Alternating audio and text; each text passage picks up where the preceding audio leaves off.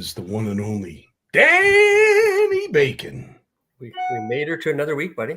We did. You know, and it's funny, like I often think about our podcasts and lives that we do here, and it's kind of like just taping a conversation. That's basically what we're doing, you and I. We're just taping a typical conversation that you and I would have. Honestly, we've had some pretty good conversations before we started the lives, actually, or afterwards. And I've said this to people, like, I mean, if folks knew some of the rhetoric that goes on and bantering between Lawrence, Jay, and Jim, myself, not to mention, you know, here on the Power Hour, I think it'd be more entertaining than the live itself. I probably shouldn't say that, but I tell you, there's some great back and forth that goes on. But needless to say, happy to see everybody here. It is Wednesday night. It is the Power Hour, of course, sponsored by POW Casting. It's an honor that we are going to have our sponsor here to talk a lot about what the Made in Canada Tackle Show platform is and what it represents to the industry and, of course, to the vendors that participate, and how it's actually going to pertain and reflect on our NCOO. And if you don't know, now you do. It's the North Channel Walleye Open. And Danny, we have a bit of an announcement, but I'm sure you want to say hello to the fans as well. Absolutely. I mean, it's a pleasure every week to come by and see everybody. We're starting to see the comments coming in. So, you know, hello to everybody as they're coming in. And we look forward to, as we build the NCOO, it's nice to see all that support coming in. And we get every week we get to talk about a new sponsor or a new partnership or something like that. So it's very exciting to see that support coming in. And we look forward to building it, especially with local brands made in Canada. 100%.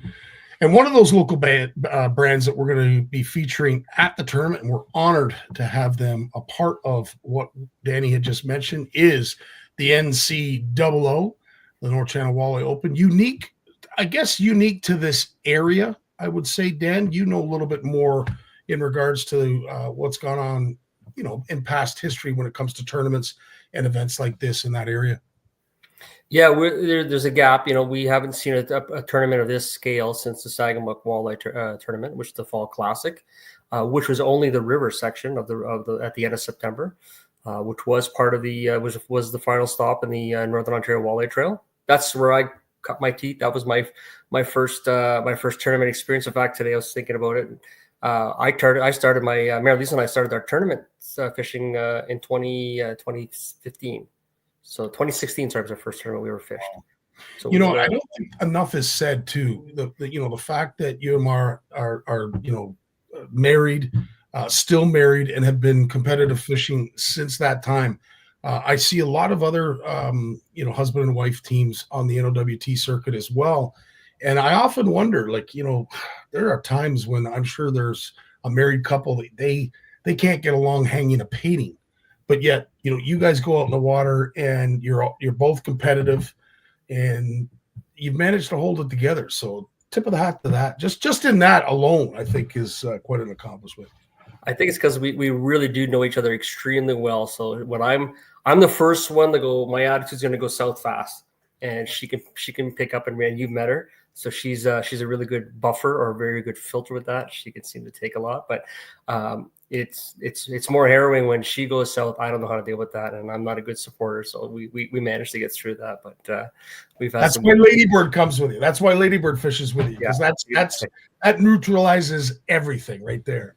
And she doesn't move in the boat. She just lays there. So when she's moving, there's either a big fish or something's out of the ordinary happening. So it's pretty rare. So unless we have a lot of big fish, she loves that. So that's all. Alan from Lake of the LWM here. Is that the long? Oh, is that the long line? Yeah. Oh, right on. That's the Alan that I've spoke to. Right on. Cool. Our good buddy Alan at Dreamland. I love that. That's actually that's a nice handle. Appreciate that. Thanks for joining us, Alan. We're going to be talking a lot about what the expo is going to look like from a Made in Canada perspective, and why I'm so proud of it. And of course, my partner Brad, who we're going to have on here shortly to talk about, is equally as proud. We do have a big announcement, and I think this is a great segue of what it is we're discussing tonight. We are so proud and honored to have Junction Tackle, Chris Bain. I know anybody who's in the fishing industry knows about Junction Tackle, is aware of But you're from up there, Dan. Tell us a little bit more about what junction tackle means to the folks in your area. Well, it means a lot. Chris has been around for a very long time. He started this business when he lived in Thessalon, and the name actually Drive Hawk Junction. Junction Tackle. Sorry, he's from Hawk Junction originally. So a friend of him helped him name the company, and he's been around. And my personal best walleye, the one that's on the wall right there, came off of a junction tackle jig that Chris happily named the. I think it was called the North Channel Slayer. He called it after that. So they're fantastic quality jigs. I still use them to this day. Love using them. You know, we're going to represent Chris here. We want him to be. We're happy to have a part of it. We want him to be a bigger part of it, which is a good segue into the show as well. Absolutely. Is that color? I know you probably don't want to share it, or maybe you can't. I don't know. But absolutely, I share it. I wish I would have thought of it. I would have it in my hands with me right now. Because it's that specific color that we fished with that day when we're out in the water. No. We actually it's a different color. Yeah, it's a brighter color. That day we were fishing out, they seemed to be focusing in more on the darker shades. I don't know if it was we had weird light that day, so I think that's why. But no, it's more of a it's blues and whites in it. It's a beautiful jig actually. I like it. Is it what does it mean to have someone up in your own neck of the woods producing tackle, you know, that's geared towards the fishery that you fish? Like that's I can't not enough can be said, I'm sure, how it is as an angler for you to have the confidence that the bait that you are tying on is actually made by someone who actually fishes those waters. Well, actually, it for myself personally, it meant a lot because, you know, Chris is a close friend of mine, so we got to do a lot of talking. I've sat in his garage while he's pouring jigs, painting and making them, and it really helps understand. So when when we're watching these shows growing up, they're talking about, well, why this jig is more important. Well, now I'm actually seeing it, and you start to understand why it's so much more important. And the quality of hooks that he uses is top notch. His paint finish is unbelievably good. It'll take a beating, and it's nice to have that input from somebody from a maker standpoint, explaining to you why we do this. So when you see from a maker standpoint, you start actually using it out on the water. You start understanding why. And Chris puts a lot of effort, a lot of passion into what he's doing. So. He's actually moved into the tungsten world, which I'm really excited to get my hands on some of those as well. So I like his colors a lot. He spends a lot of time. He puts a lot of thought into this, so which is fantastic. And of course, what we're not trying to do tonight is we're better than them, because we've heard enough of that going on already between someone that we won't even mention on this show. But yeah, that back and forth ridiculousness that we're having to deal with in the public limelight, I think we've had enough of it. But, you know, as I said, at the end of the day, a product that is made by an angler who fishes an area that you fish and uses it himself, I think speaks volumes about what it's going to do and the confidence it's going to bring to anglers that also fish not only that species of fish, but also the area that producer fishes as well. So thanks so much to Chris for jumping on in a big way. And the reason we are hoping that he tunes in and others tune in as well, because if you haven't seen it, we're going to do a better job to try and promote it. But the Made in Canada movement, if you will, and the tackle shows that go along with it with my partner, Brad, has really gained some steam. A lot of folks would ask, you know, you're doing this just to jump on a bandwagon. You're cashing at a perfect moment. Well, as Brad will tell you when he comes on, we actually thought about this long before it actually happened. So on that note, why don't we bring in our featured guest, the one and only Brad Norris of Casties. How you doing, Brad? Welcome, Brad. Not too bad. How are you guys? Good. Living the dream, as they say. Brad, as I said, you know, the Made in Canada platform and movement, as we sometimes refer to, basically occurred. I think both you and I had the idea long before we actually spoke, just didn't really know how to go about getting it done. And then we spent a day out on the water, well, weekend, but it started all from that first day out on the water at Camp McIntosh. And 2 years ago. 2 years ago, where the wick was lit and out came what has been some great shows, some great events, and some great support from the industry. But take us back to what sort of motivated you to go down this path? Well, I mean, I've always been big on the made in Canada stuff. I've seen it come and go many times, where something happens that really promotes kind of the made in Canada environment, and then it fizzles out. And I'm hoping that this is a little more serious that's going on now, and I'm hoping that we'll be able to keep that momentum up. And of course, we have an upcoming show that, folks who want a taste of what it is that Brad and I are doing and the wonderful vendors that we're doing it with. We welcome anyone and everyone to come down to Bingemans Park in Kitchener. It is April 12th from 9 a.m. to 3. We currently, right now, Brad, is there any room from a vendor perspective? There's very little. Okay. I've redone the map a little bit to make up some more space. We're sitting, the numbers on that were a little old. We're probably sitting around 60 brands and organizations, charters, you name it, but all made in Canada. Like, that's all Canadian tackle manufacturers, tackle brands, businesses. We've got Extreme Marines coming down. They're going to bring some boats. We'll have a bunch of our organizations. There's going to be a couple bass clubs there. Ontario Women Anglers will be there. The Owen Sound Salmon Spectacular is bringing their boats down. They'll be selling tickets like they always do. But there will be manufacturers there for just about any type of fish you can imagine. And obviously, Brad, people maybe have said, because I know they've said it to me and I'm sure they've said it to you, you guys are just cashing in at the right time, like, good on you. But, you couldn't have picked a better time to do this. As you just mentioned, 2 years ago was when we sort of spawned the idea or started to build it. And all of a sudden, this has now happened with that gentleman that we're not going to mention. But we have two countries that are at odds right now, and it is what it is. But regardless, this isn't a made in Canada, we're better than them movement. This is all about just supporting what we already have. Some of the greatness that we see and use, and is continually evolving and getting built by some craftsmen and craftswomen in this industry that a lot more than myself. But from a vendor's perspective, this Made in Canada platform, what does it mean to you? So, I mean, obviously, the whole Made in Canada thing means a lot to any of the small tackle manufacturers that are out there making their own stuff. Most of them are fishermen at heart. Unfortunately, I always tell people, you want to stop fishing, start a fishing business.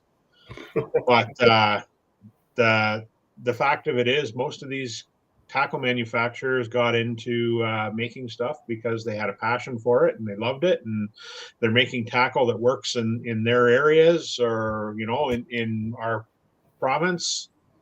But it's a struggle. It really is tough to compete against the big guys. And I mean, I'm not trying to take away from other shows, but I mean, the cost of trying to go and sell your stuff and build your brand at some of the larger shows is very cost prohibitive. So I mean, between you and I mean, our goal has always been to make it affordable for the smaller guy to come in, get a table or a booth, spread out his blanket and go from there. But I mean, I say it that way, but the truth of it is, anybody that comes to these shows, our vendors put on a serious show. It doesn't feel like a garage sale or anything like that. People are putting serious effort into their displays and what they're selling. And for the most part, there's tons of deals to be had. Most of these guys are selling stuff at below market cost to start with. And then most of our vendors will offer some sort of show special to boot. Right. Dan, I have to ask you as an angler, are you conscious of some of the stuff you buy? Is it important to you as an angler to know that you're supporting local? or is it about making sure we're getting fish in the boat? Whatever works. Well, both actually, but especially when you're working with the distribution company, you want to market that, and people tend to. That's one of the first questions they always ask you when it's not like a big name brand. They want to immediately know, is this made in Canada? Will you do that there?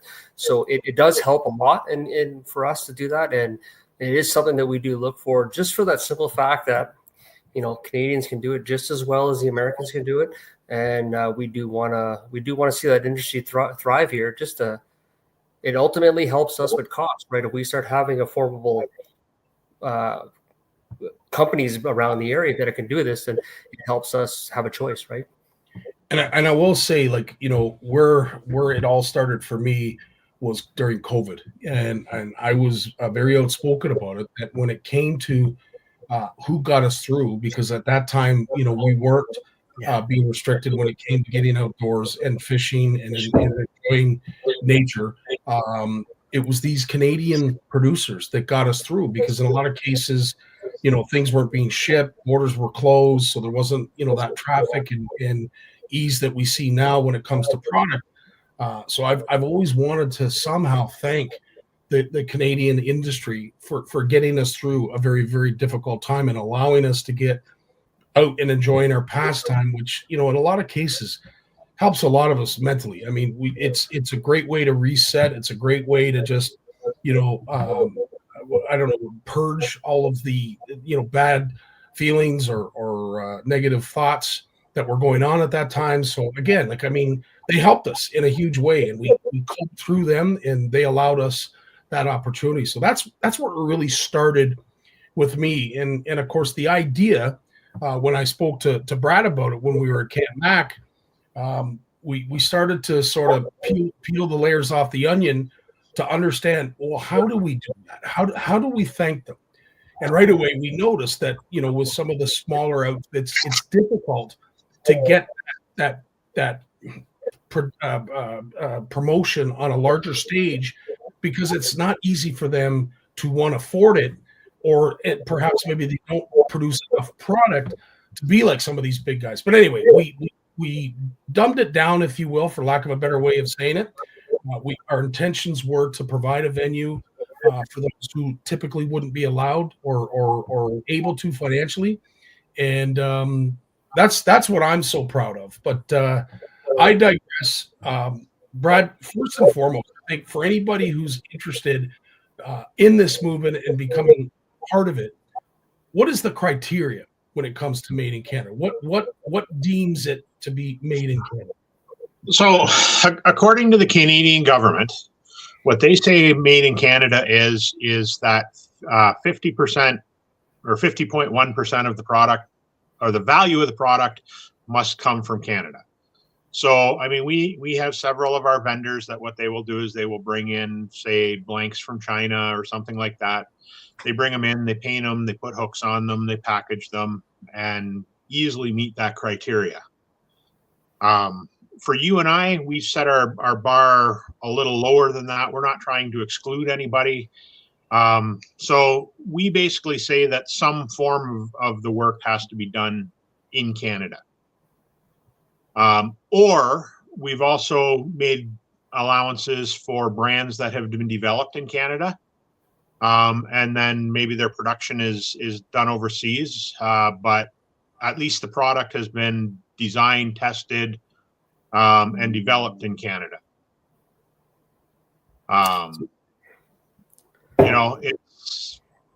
It's a fine line, and it's, now that I've gotten involved in this, I've had this conversation with a lot of people that, for whatever reason, want to dispute what's made in Canada and what's not.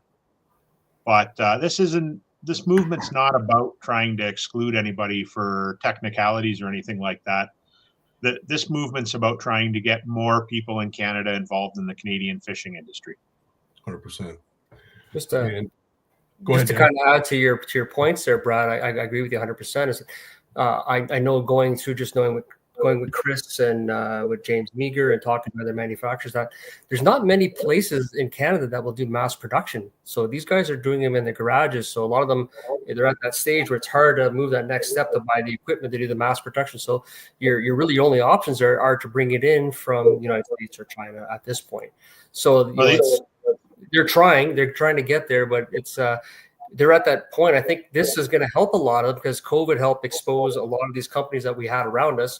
They're starting to grow. So this is a good venue, I think, to help them grow that next step and hopefully get to that mass production on their own. And they're a much bigger, larger company.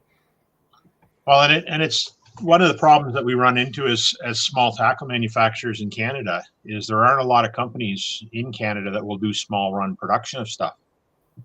I know, like Chris from Walleye, for example, has tried several times to get his lure blanks produced in Canada. But the problem is anybody in Canada that's in the injection molding industry, they usually start out small, but usually within a short period of time, they end up plugged into the automotive industry.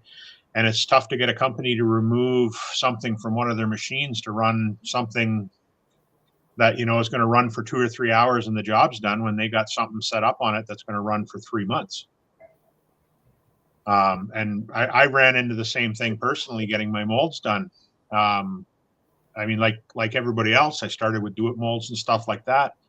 But over the last several years, we've tried to move all of our production items to stuff that's ours, our designs, but I've had several small machine companies that I've dealt with, but same thing. It doesn't take long. They get hooked up in the automotive industry, and all of a sudden, making a couple of my molds is a major inconvenience to them. And next thing you know, I'm off looking for somebody else.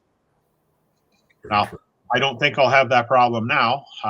The guy that I'm working with now, I mean, his passion is the small one-off molds. Cool. But we need those. That's another thing that this whole organization is supposed to help is I mean, I've put at least a half a dozen guys in touch with my mold guy now to get stuff done for themselves as well. And that's really what I see when it comes to this industry, Brad. Like we talk with Charles, and I've seen what Bait and Bite Me has done up in the Elliott Lake area, and what he's done for the industry as a whole. It's people helping people, and that's truly, again, why I love this movement, and I just so badly want to be a part of it, because you see a lot of work, or you hear of a lot of work. You may not see it necessarily, that's being done behind the scenes to help folks source hooks, to help folks source molds, painting and various other things that are needed to put some of this incredible stuff together. So this effort and outpouring of cooperative work being done, I truly think it needs to be put on a stage. And we've done this. I'd like to say we've done this with our Made in Canada shows. We had a great show out in Woodstock last spring. Unfortunately, our fall show was a bit of a hit and a miss, and we knew that going into it, that a lot of folks said fall shows are never very successful. And I think that if it's going to work, it might work with us because we have such great support from the vendors. Well, and just the one thing I do want to clarify on that, Scottie, is it was a bit of a miss for us. But anybody that attended that show still had a super show. Yep. Just because we didn't get the attendance we had hoped, it hurt our vendors a little bit. But anybody that came as a participant got a great show, because that's what our vendors do. Yeah. They still put in the same effort. It didn't matter that we only had a quarter of the people through the door that we had in the spring show. They still put the same effort in, and in some ways it's better for the attendees because they get to spend more time one-on-one with the manufacturers. True enough.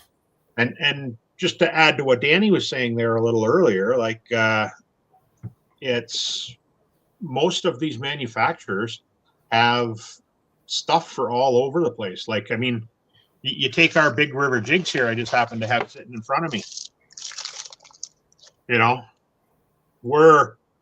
I think we've got 26 colors in 6 different sizes now to accommodate everybody across the province.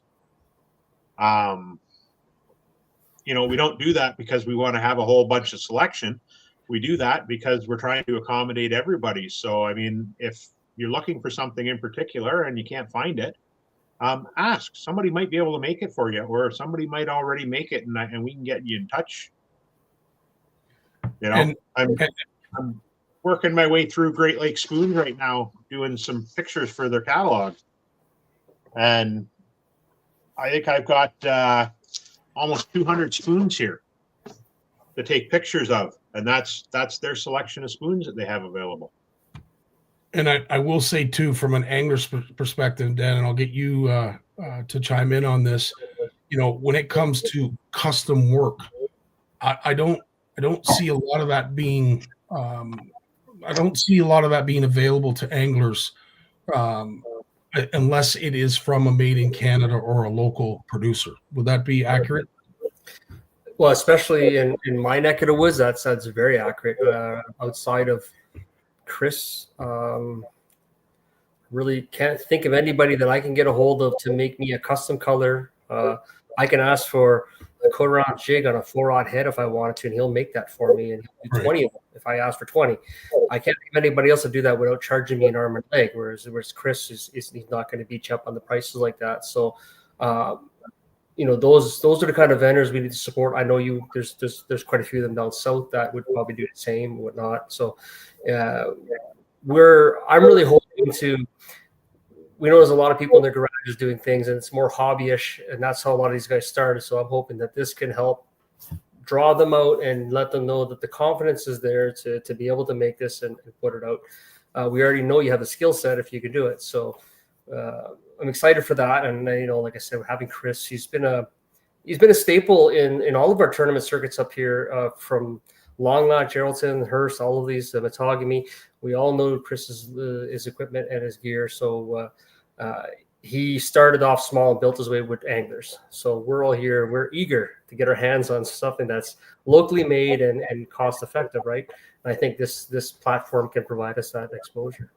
And that's the key too, helping anglers and listening to anglers. And I will say, you know, Brad and I have done something that I think is really it's been appreciated by our vendors, that we listen to them. That, you know, if it may be difficult to offer criticism, it might be difficult for people to accept criticism, but we listen to it regardless. And if we can act on it, and if it's going to make the show better in the end, 100%, we're totally on board with that, because of course our first intentions aren't to make money from this. It's strictly to support the industry. And of course, with our tournament up there in Spanish, you know, someone like Chris, who's local, is one of the biggest reasons we are hoping that he can be a part of the expo, because the thing that Brad and I were never expecting was that we would be able to take this platform on the road. For instance, we're going up to Spanish. We're going to be hosting an expo while this tournament's going on, and hoping to feature local talent. Not only that, we have been tasked and asked by the folks of CISA to help host this expo that's going on down in Kingston. This is going to be an enormous bass tournament. For those who understand and learned about the Canadian International Sport Fishing Association and the incredible event they put on in New Brunswick this past year, they understand what this not only means to the anglers, but of course the town and city of Kingston. So to be able to do this and branch out into new avenues is truly something that I know I'm excited about. I know Brad is too. This might be a good time, Scottie, to talk about our next little project that we actually have on the go here. I am going to try something here. I'm going to try and point my my camera at my second screen here so that you guys can see what's going on. But to kind of meet Danny's little problem he has there, we are working on a Canadian fishing searchable website. No, this isn't going to work, unfortunately. That's not going to work, no. Is there any way you can share your screen? I don't have an option for that here. Oh, maybe I do. You go down to the very bottom when it says present. We probably should have gone over this before we started live tonight. Here you go. Look at you. You did it. So this is a searchable directory. There's not much to it right now. We don't have a lot of brands in it and stuff like that. But the whole idea will be that if you're looking for somebody to do some custom painting for you, Danny, you will be able to come on and you will be able to find a list of Canadian tackle manufacturers that do that kind of work. You'll be able to search it based on, if you're looking for bass, if you're looking for a certain type of bait, stuff like that. This is something that has just come about in the last 2 weeks. I've been working on getting this put together, and we're going to be starting to populate it over the next several weeks. But that's the whole idea of it, is to help connect. I think you'll be shocked to find out how many people there are up your way that do this stuff. Oh, I'm sure it will be, and that's a fantastic idea. And it comes back to these shows, right? It's marketing. If we don't have multiple platforms marketing you, pushing you, you tend to fall into a circle, and that group knows about you, but you get to be able to break loose of that. So these kind of venues help do that. These shows help do that. There's a reason why we go to ICAST. There's a reason why we go to the sportsman show. So that's awesome. That's great. That's really exciting stuff to see. So I will say this on behalf of Brad and myself: if you are a vendor that are in that area of Spanish, or maybe just outside Spanish, maybe you're in Sault Ste. Marie, maybe you're in Sudbury, or further parts north or south, we'd love to entertain the idea of bringing you to this tournament, as well as the expo down at the CISA event in Kingston. Lots of spots are available. We're entertaining the idea of bringing everyone and anyone that has that weekend off and is available and wants to strut their stuff on a great stage. One really cool thing of both venues, and it's really surprising that they're able to do this in the city of Kingston. I can't emphasize this enough. Have jumped on in a huge way to allow vendors the ability to promote their product free of charge. We are going to be probably subletting that a little bit so that we can entertain the idea of collections for a charity. We might also entertain that idea up in Spanish as well. But for right now, the idea is just to try and get as much buy-in from vendors that are interested in bringing their product to a big stage in front of numerous eyes, but most of all, in front of the eyes of the anglers who use the stuff. And I'll tell you, the symmetry that's going on with Chris Bain and Junction Tackle and the anglers of Spanish emphasizes the importance of what it is we're trying to do. So again, we can't do this without the support of you vendors, you local tackle producers, and the industry at large here in Canada. But we're looking to support you in a way and give you the ability to promote yourself in a unique way that perhaps you've never thought of or thought was possible in the past. And I'd actually go one step further than that, Scottie. If you're a manufacturer of any size, get a hold of us so that we can get your name in our database. Absolutely. We're building a small database of manufacturers. We have a support group on Facebook specifically for tackle manufacturers. But a perfect example of this would be, we got approached by the Ottawa Boat and Outdoor Show to provide a Made in Canada section at a significantly reduced price. If you're in our database, we'll get that information to you and open those opportunities to you. There's no obligation. We're not going to sell your names or anything like that. It just helps us get the information that we get, because we get a lot of it now. We have people reaching out to us all the time that we can, offer up some opportunities. 100%. And this is the thing that Brad and I weren't sort of expecting. When Scott Sprague reached out to us, I think both of us were pretty surprised, Brad, that they would even entertain the idea. But once we put it on, the feedback, Dan, and this is the reason we do it. The feedback that we received at the show, Brad, I'll let you share it. It was overwhelming. It was pretty cool. We brought together. Unfortunately, it was short notice. We didn't get the showing that we would have liked to, but we had about 8 Canadian tackle manufacturers that were there, and out of that 8, maybe 3 of us had met each other before, but it was like we came together as an old community, and everybody helped each other and directed people. I don't have that, but these guys over here do, or try that booth or whatever. And then the amount of talking we did and helping each other out with different things, be it how we do our point of sale at a show, or where we're getting our hooks, or anything like that. It was really quite a cool experience to see that all come together that quickly. 100%. I think the added benefit too with these shows is, as an angler, we look at so much stuff online, but until you actually feel it in your hands, you're not necessarily knowing the quality you're getting, right? Like, is the paint going to chip? Is the hook's going to straighten out, or the point's going to dull out on you? You don't really know. And with these shows, I think that gives a good opportunity. They could have lots of product in front of them, and then they can take their orders and go from there. And I think it's a good idea. I'm excited for it.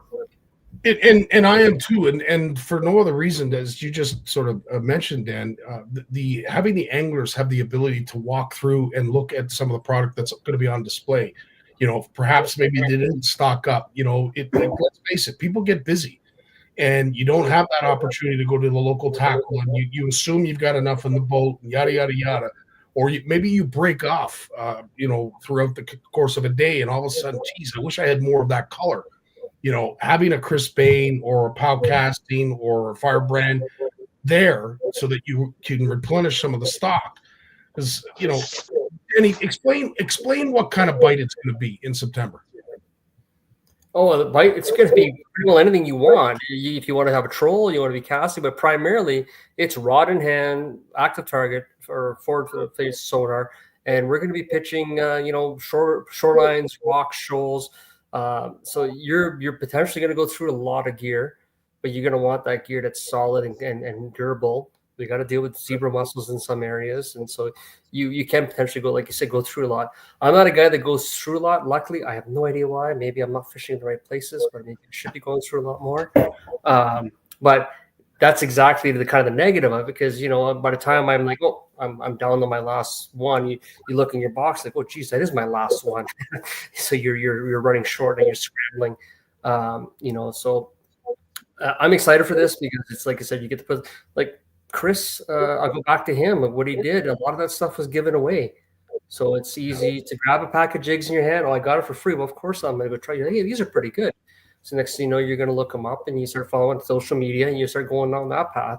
I think this is a platform to kind of expedite that. We get, especially at a tournament, we're already going to have people there. There's a good chance of having a couple hundred people walking your foot track coming through. So, well, and that's the other thing too that both Brad and I have seen with some of the shows that we've put on already, is that a lot of people just show up to support because they are fans, or they just love that this is being done in their own backyard. And a guy like Chris Bain, I'm sure folks will appreciate him showing up at a show like this, so they can pat him on the back, give him a high five for all the work he's done. They may not get this opportunity to see him face to face. And could it turn into revenue for Chris? Absolutely. Could it turn into revenue for all of them? 100%.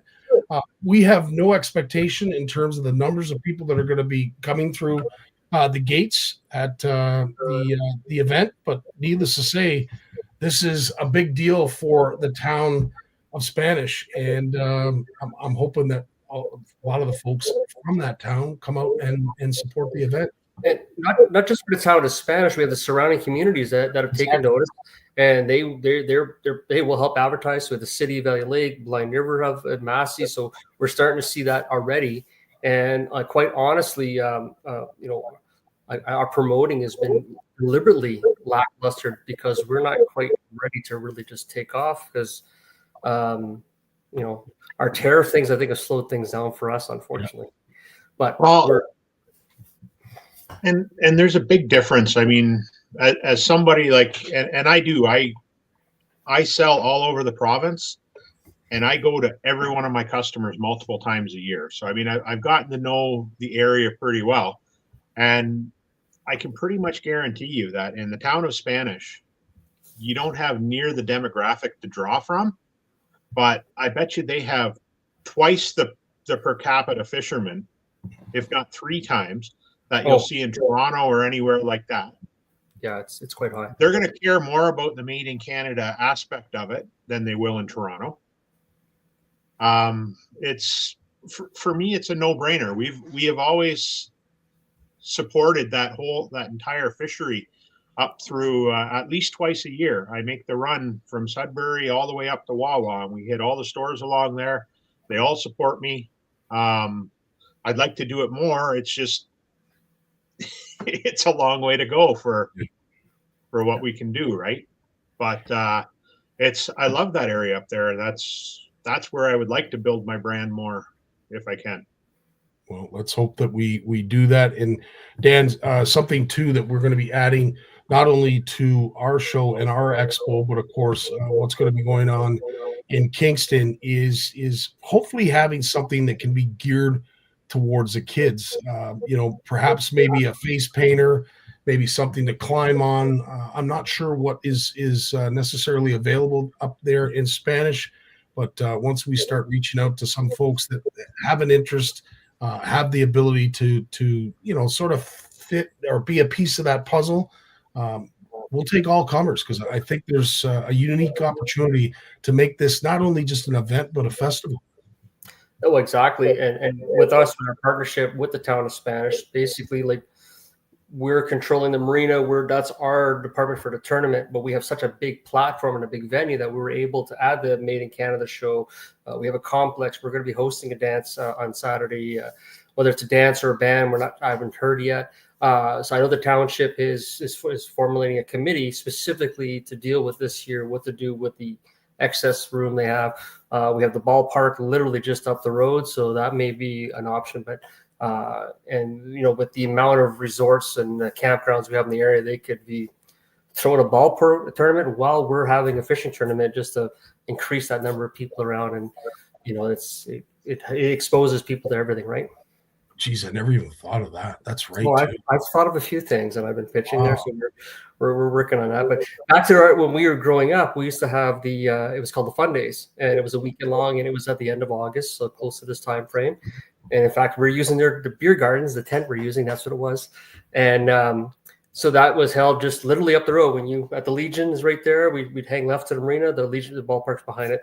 So there's those options there. Plus the grounds that we're on, we used to hold a rock concert there. So we would have 2,500 people come in for this rock we did for 7 years. That's why the grounds is as big as it is and situated it is. So it can handle the people, and it can handle this kind of idea, and we've done it before.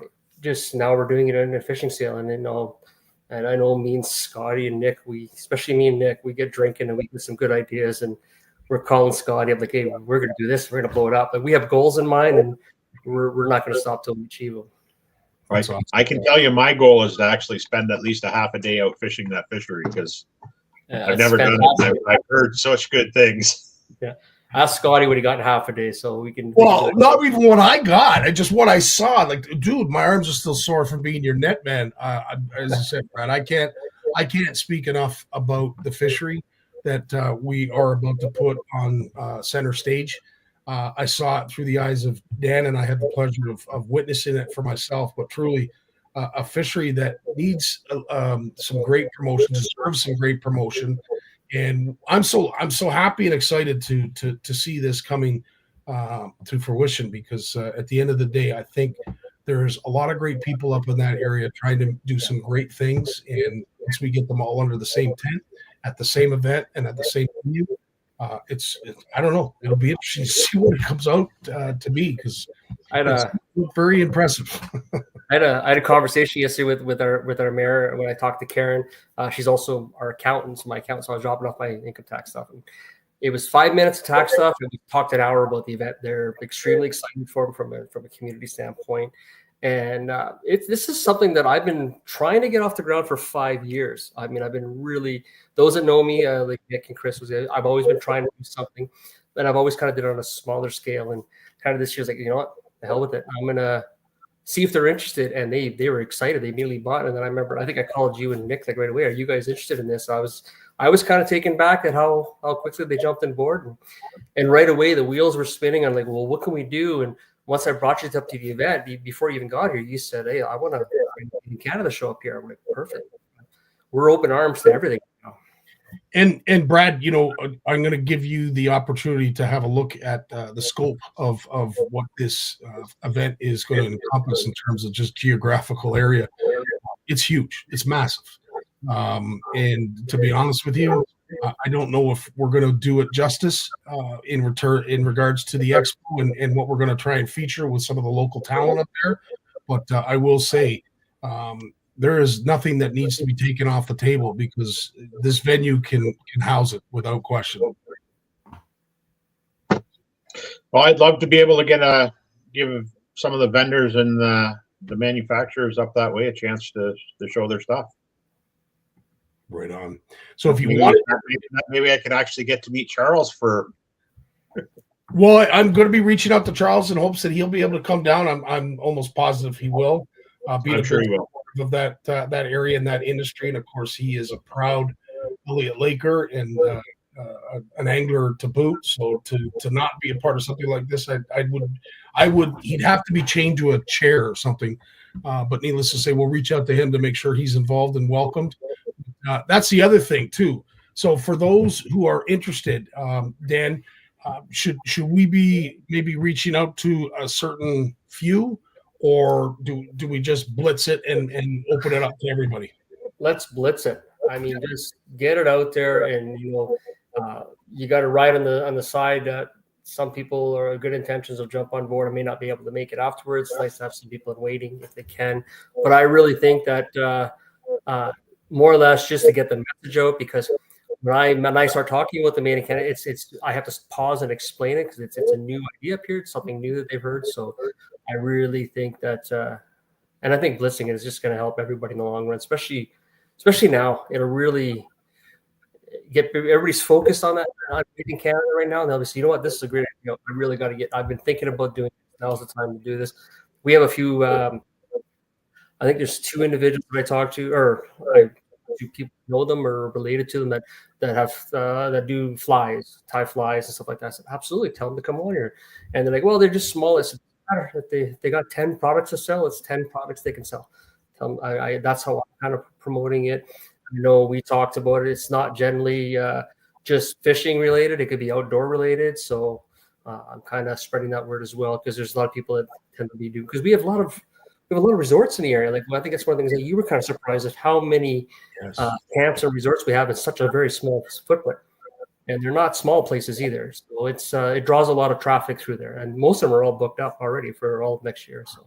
No, 100%. And we are lucky to have, folks that are stepping up in a huge way, not really understanding, the entire scope and detail of what it is that we're trying to do. But I mean, folks like Vance's Resort and Waterfalls Lodge, they've stepped up in a huge way. We're going to be hopefully hosting some of our competitors, but Waterfalls especially will be looking after our volunteers, and it's important, to showcase our volunteers and give them that little bit of R&R and luxury that they deserve, because they work their tails off, as you know. Volunteers work their tails off, and without them, we'd be sunk. So to be able to give back to those volunteers in a way that allows them to lay their head on a nice pillow with a belly full of food at a cool resort like Waterfalls and Vance's, I think, is truly special. And that being said, like, Waterfalls is the furthest resort from the venue, and it's probably about 8 minutes worth of driving. Like, that's how close it is. Like, they're all within less than 10 kilometers of the venue, except for Waterfalls. So it's nice to see all that. And like we said, as we, you've seen that. So as we're promoting the NCAA and the Made in Canada show, we're approaching sponsors. They're like immediately yes. Like it it feels like I'm cheating sometimes. How easily the sell is. It's they understand the area, so that's exciting to get that in. And we're not talking about just mom and pop shops. We're talking about bigger corporations that are very much aware of it. So I'm excited for all of that, and I think this is just one more thing that just makes us unique. Having the pre-fishing tournament, having this event, we have so many things already that kind of make us unique from the standout from the other events, and I'm excited for the stuff we have coming up too. So I'm very excited. So when it comes to our Kitchener show, just in case folks are watching and may not be able to make the two events that we've mentioned, but might have some interest in the Kitchener show, either as a guest or a vendor, by all means, reach out to either Brad or myself, preferably Brad, because he's the one that's putting the map together. But if you want to know a little bit more about the Made in Canada platform and the Made in Canada Tackle Show and how you can get involved, please go to our website at www.canadiantackleshows.ca and find out a little bit more about us. But as Brad said, he's on the road 24/7, whether he's at shows, at stores, he's somewhere running around delivering goods. Give him a wave, pull him aside, because I'm sure he would love to chat. Can you share that screen up there, Scottie? You bet.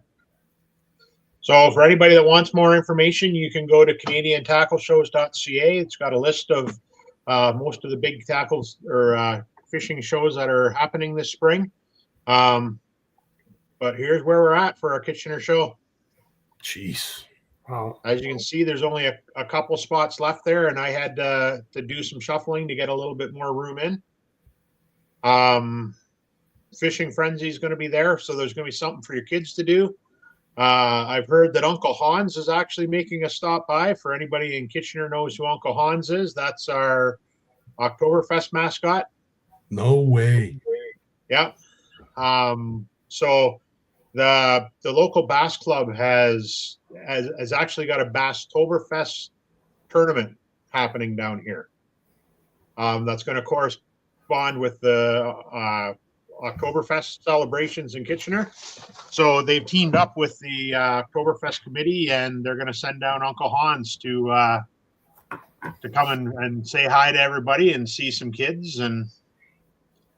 But for anybody that's curious, we do on that website, we have a full list of the vendors that are there, what they're selling. If they're offering show specials, we've got some of them listed here. So all the information you need is right there. That's awesome. Awesome stuff. And a big shout out to those who are chiming in, who are a part of this live, and of course might have some interest in either of these, because this one is upcoming and our closest in proximity.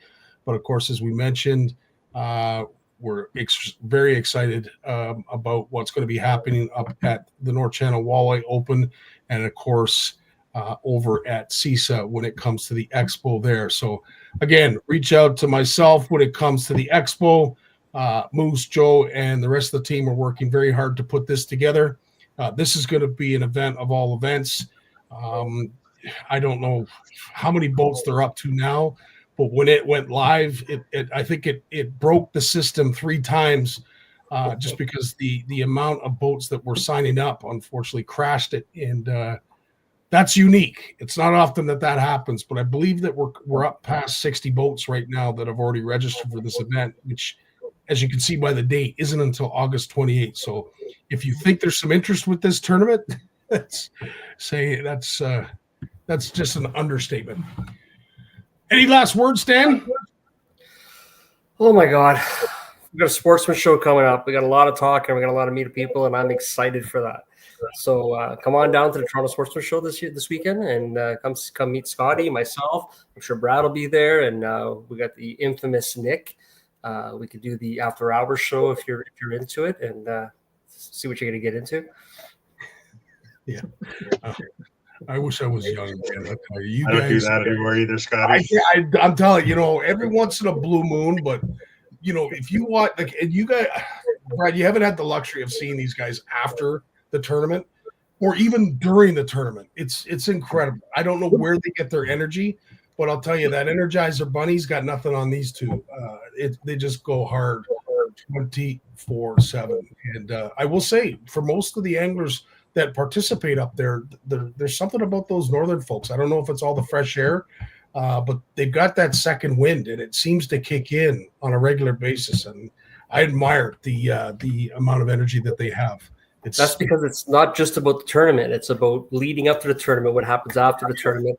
We have that's our memories coming. You can have the worst tournament of your life. I've done that, finished in like the 70th and 60th, and still one of the best tournaments I ever had. So True enough. Brad, any last comments or words that you want to mention before we say goodbye? I guess my big thing would just be to put a little plight out to everybody that not to forget all of our Canadian fishing in businesses. Certainly all our little mom and pop shops, they're going to need a little bit of a hand getting through this. If you got the time and the money, go book yourself and take out a charter or a guide.